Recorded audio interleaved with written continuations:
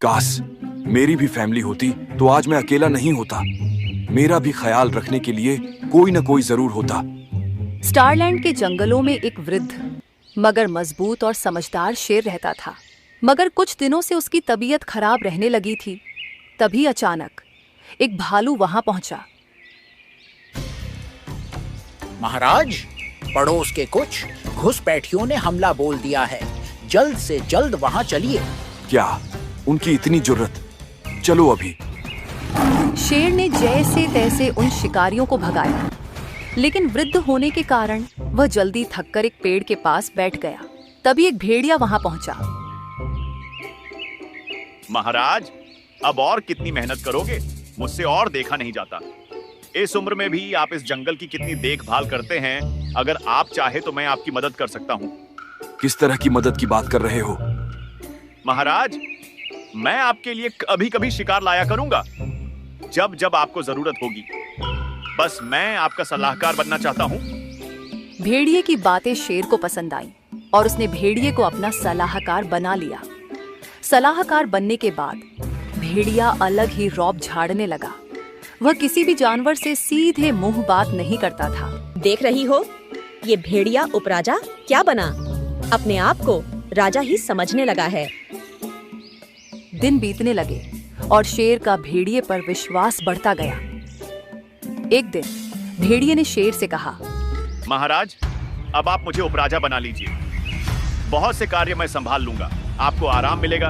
आज तक मैंने कोई मंत्री तक नहीं रखा और तुम उपराजा की बात करते ही। मैं तो आपकी भलाई के लिए ही कह रहा हूँ। आपकी मर्जी। अगर आपको मुझ पे विश्वास नहीं है तो कोई बात नहीं। शेर के पास कोई और चारा नहीं था, इसलिए उसने भेड़िए को उपराजा बना दिया। ठीक है, मगर सेना का अधिकार तुम्हें नहीं मिलेगा। तुम सिर्फ बात विवाद के मसले ठीक करोगे। भेड़िए भाई, उपराजा बनने में वो मजा नहीं जो राजा बनने में है। अब भेड़िए का लालच और बढ़ने लगा। उसकी नजर अब शेर की गद्दी पर थी। हालांकि शेर वृद्ध था, फिर भी उसमें इतनी ताकत थी कि वह आराम से भेड़िए को मार सकता था। इसलिए भेड़िया सीधे लड़ाई नहीं कर सकता था। भेड़िए ने चालाकी से शेर को गद्दी से हटाने की योजना बनाई। उसने बड़ी चतुराई से शेर के सामने झूठ बोला। महाराज, पड़ोसी भेड़ियों के ग्रुपों ने हम पर हमला बोल दिया है। मुझे उनसे लड़ाई करनी है। इसके लिए मुझे सेना का अधिकार दीजिए महाराज। मगर मेरे पास तो कोई सूचना नहीं आई। यह समय कुछ सोचने का नहीं है। मुझे जल्द से जल्द अधिकार दीजिए। ठीक है, बाघ भाई, यहाँ आओ। अब से सेनापति भेड़िया भाई होंगे। इनकी अगुवाई में तुम युद्ध करो। सेना का अधिकार मिलते ही भेड़िए का स्वभाव बदल गया। भेड़िए ने जंगल में एक अफवाह फैला दी। बाघ भाई, क्या तुम्हें नहीं लगता कि अब इस जंगल को नए राजा की आवश्यकता है? हमारा राजा बूढ़ा हो गया है। सेना कमजोर राजा को साथ लेकर युद्ध नहीं कर सकता। हाँ भाई, आप सही कह रहे हैं, मगर हम क्या कर सकते हैं? मुझे तुम सब राजा बनाओ, मैं तुम्हें मंत्री बनाऊंगा। ऐसी भी ज्यादातर अधिकार मिल चुका है मुझे। मगर राजा शेर को गद्दी से हटाएंगे कैसे? हम सब जाकर उसका विरोध करेंगे, बोलेंगे कि तुम्हारी सत्ता कमजोर है। मुझे यानी भेड़िए को नए राजा के रूप में चुनते हैं। आप यह जंगल छोड़कर चले जाइए। अब चलो मेरे साथ। एक दिन महाराज, हम सब ने एक निर्णय लिया है। अब आप राजा बनने योग्य नहीं है। आपकी सत्ता किसी और को दीजिए। मगर क्या हुआ? कुछ गलती हुई है क्या मुझसे? नहीं, मगर जंगल अब नया युवा राजा देखना चाहता है। अब अपना पद छोड़िए। ठीक है, आप सब ने ही मिलकर मुझको राजा बनाया था। आप सभी यही चाहते हैं तो मैं ये गद्दी छोड़ रहा हूं। मगर मेरी गद्दी में बैठेगा कौन? भेड़िया बैठेगा महाराज। हम सब ने उसे राजा नियुक्त किया है। सभी जानवरों के विरोध के कारण शेर ने अपना पद छोड़ दिया और जंगल से बाहर चला गया।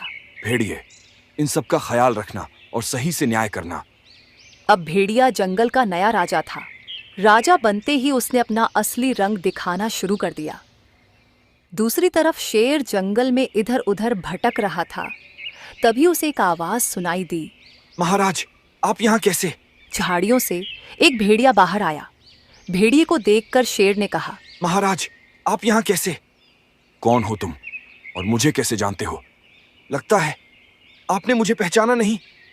मैं वही बच्चा हूं जब कुछ वर्षों पहले आपके जंगल में खो गया था, मगर आपने मुझे मेरे झुंड तक पहुंचाया था। देखिए, अब मैं यहाँ का सेनापति भी हूं। अच्छा, याद आया, मगर तुम तो काफी बड़े हो गए हो। लेकिन आपने जवाब नहीं दिया। महाराज, आप यहाँ कैसे? शेर ने पूरी घटना बताई कि किस तरह वह यहाँ पहुंचा। भेड़िए ने जब सुना कि शेर ने एक भेड़िए को राजा बना दिया है, वह शेर से गंभीर होकर बोला, क्या? भेड़िया? आपने उसे भेड़िए को अपना राजा बना दिया? वह एक नंबर का झूठा, मक्कार और भगोड़ा है। उसने हमारे जंगल में तख्ता पलटने की कोशिश की थी, जिसके कारण उसे सजा हुई थी, मगर जेल से भाग गया और आपके जंगल में पहुंच गया। कुछ नियमों के कारण हम वहां नहीं जा सकते। शेर को अब पछतावा होने लगा कि उसने जाने अनजाने में कितनी बड़ी भूल कर दी। शेर ने भेड़िए को कहा, हाँ, सारे जानवरों ने मिलकर उसे नया राजा बनाया है। अगर तुम्हारे बात में सच्चाई है तो मेरा जंगल को बहुत बड़े खतरे में है। जल्द से जल्द मुझे वहां पहुंचना चाहिए। क्या तुम्हारे पास कोई उपाय है जिससे मैं उसका पर्दाफाश कर सकूं? एक उपाय है महाराज। वह शातिर है मगर बहुत डरपोक भी है, इसलिए यह उपाय जरूर काम करेगा। तरकीब सुनकर शेर बहुत खुश हो गया। इधर भेड़िया राजा बनकर बहुत ही खुश हो गया था। तरह तरह के कार्य जानवरों से करवाने लगा। एक दिन भेड़िया आराम करने गुफा में बैठा था, तभी अचानक एक आवाज आई। दुष्ट भेड़िए मेरे महाराज को यहाँ से भगाकर चैन से सोना चाहता है। तुझे क्या लगता है तुझे कोई नहीं पहचानेगा? भेड़िया घबराकर गुफा से बाहर निकला। सभी जानवर वहां पहुंचे। कौन कौन बोल रहा है? दम है तो बाहर निकल। क्या हुआ महाराज, क्यों घबरा रहे हो? मैं जादुई गुफा हूँ, सभी का मन पढ़ लेता हूँ। तेरा भी मन मैंने पढ़ा है, इसलिए कह रहा हूँ, तू सच कबूलेगा कि नहीं, वरना अपनी मृत्यु के लिए तैयार हो जा। मैं कबूल करता हूँ, मैंने जो किया वह लालच में किया, मुझे माफ कर दो। तभी गुफा के पीछे से शेर बाहर निकला। देख लो सभी, यह एक भगोड़ा है। हमारे आंखों में धूल झोंकर हमारे जंगल में राज करने यहाँ पहुंचा है। क्या कुछ सबूत है आपके पास? तभी कुछ भेड़ियों का ग्रुप वहां पहुंचा। महाराज, आप हमारे लिए आपके जंगल से हमारे जंगल आए। अब हम आपके लिए आपके जंगल आए हैं।